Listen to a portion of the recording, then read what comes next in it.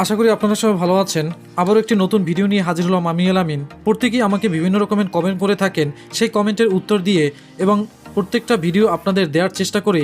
যেসব ভাইরা রিকোয়েস্ট করেন এইসব ভিডিও আপনারা কোন কোন ভিডিও আপনারা চাচ্ছেন সবারই কমেন্টের উত্তর দেওয়ার চেষ্টা করি, পাশাপাশি ভিডিও দেওয়ার চেষ্টা করি। তেমনই এক ভাই দেখতে পাচ্ছেন নিয়মিত সে আমার ভিডিও দেখে, নাম হলো মকসিদুল ভাই। সে একটি কমেন্ট করছে সিএটি টিভি অথবা এলইডি টিভিতে এরকম সফটওয়্যার মিসিং হলে, যে কোনো এলইডি টিভিতে সফটওয়্যার মিসিং হলে কীভাবে আমরা বুঝবো এবং কোন কোন লক্ষণগুলো দেখা যায় সফটওয়্যার মিসিংয়ের, সব বিষয় নিয়ে আজকে তুলে ধরবো। ভিডিওটির সাথেই থাকবেন। অনেকেই ভিডিও দেখেন সাবস্ক্রাইব করেন না, অনেকেই ভিডিও না দেখে টেনে টেনে দেখেন। প্লিজ এগুলো আপনারা কখনোই করবেন না। উৎসাহিত করে আমার চ্যানেলের পাশেই থাকবেন। চলেন ভিডিওটি শুরু করা যাক। ফিরে আসলাম মূল ভিডিওটির অংশে। আর দেখতে পাচ্ছেন আমাদের এই সার্কিটটির মডেল হচ্ছে TPV56 PA671 এই মডেলটি। তো এই মডেলের যে সার্কিটগুলো আছে এখানে আপনারা দেখুন, অফ করেন তখন কিন্তু এখানে 1.8 ভোল্ট থাকে, আর যখন স্ট্যান্ড বাই মানে রিমোট থেকে যখন অন করেন তখন কিন্তু এখানে 0 ভোল্টেজ হয়ে যায়। তো আপনারা যদি দেখেন যে এখানে আমি একটি গত ভিডিওতে আলোচনা করছিলাম স্ট্যান্ড বাই সেকশন নিয়ে। আপনাদের বায়োসের সমস্যা কিনা সেটা বুঝতে হলে আগের ভিডিওগুলো দেখতে হবে।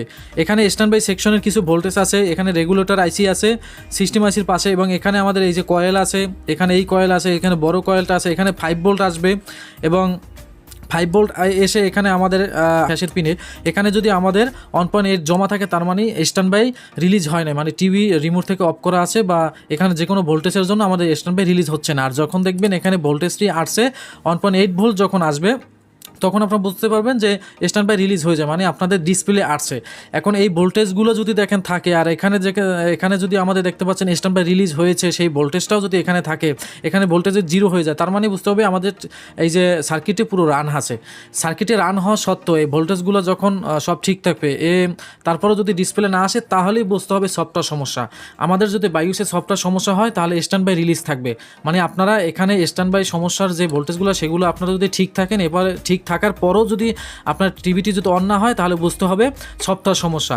সফটওয়্যার সমস্যা হলে, সফটওয়্যার মিসিং হলে আমাদের টিভিটি অন হবে না। আবার অনেক সময় সফটওয়্যার টিভিটি যদি অন হয় তাহলে দেখতে পাবেন যে আমাদের ডিসপ্লেতে কোনো মেনু আসে না, অনেক সময় অনেক আইকন মিসিং থাকবে, অনেক সময় আমাদের বিভিন্ন প্রোগ্রাম আছে যেগুলো আমরা মেনু দেখতে পাই সেই মেনু মিসিং থাকবে, আমরা যে সাউন্ড বাড়াই কমাই সেই লেভেলগুলো দেখা যাবে না, ভেঙে ভেঙে আসবে। সফটওয়্যারগত যত সমস্যা আছে, এর পাশাপাশি সিএটি টিভিতেও এরকম একই সমস্যা। সিএটি টিভিতে মেমোরি আইসিতে সফটওয়্যার করা থাকে, সেই সফটওয়্যার নিয়েও পরবর্তীতে আমি একটি ভিডিও দেব। তো আমার কাছে একটি ডিভাইস আছে, ডিভাইসটি আপনাদেরকে একটু দেখাই। এই যে দেখতে পাচ্ছেন আমাদের কাছে একটি ডিভাইস আছে RT809। এটাতে মূলত আমাদের মেমোরি এসি লাগাতে হয়, এখানে সিএটি টিভির মেমোরি এসি লাগিয়ে কম্পিউটার মাধ্যমে ফ্ল্যাশ করতে হয়। সিএটি টিভিতেও একই রকমের সমস্যা কিন্তু আমাদের দেখা যায়। ওগুলো কিভাবে ফ্ল্যাশ করবেন, মেমোরি এসি না পাল্টে কীভাবে ফ্ল্যাশ করবেন তা নিয়েও মূলত সামনে একটি ভিডিও থাকবে। আশা করি বুঝতে পারছেন। মেমোরি এসি যদি আমার সফটওয়্যার মিসিং থাকে স্ট্যান্ড বাই হবে না, মানে স্ট্যান্ড বাই মুডে থাকবে, এবং অনেক সময় আমাদের বিভিন্ন রকমের ডিসপ্লে বা আইকনের যে মেনুগুলো দেখি সেগুলো আমাদের অনেক সময় মিসিং থাকবে। তো মকসিদুল ভাই আশা করি বুঝতে পারছেন। আর যারা যারা এই ভিডিওটি দেখছেন সবারই কাজে লাগবে, এবং সামনে আসছে সিএটি টিভি কীভাবে ফ্ল্যাশ করবেন আইসি খুলে, এবং মেমোরি আইসি আর কিনতে হবে না, কখনোই কোনো দিন মেমোরি আইসি কিনতে হবে না যদি আপনারা সেই ভিডিওটা ফলো করেন। তো আজকে এই পর্যন্ত। যদি ভিডিওটি ভালো লাগে লাইক কমেন্ট করতে ভুলবেন না। অনেকে আছেন ভিডিও দেখেন সাবস্ক্রাইব করেন না বা আমাকে উৎসাহিত করেন না, প্লিজ আমাকে উৎসাহিত করে আমার চ্যানেলের পাশে থাকবেন। আজকে এই পর্যন্ত। কষ্ট করে ভিডিওটি দেখার জন্য অসংখ্য ধন্যবাদ। ভালো থাকবেন। আল্লাহ হাফেজ।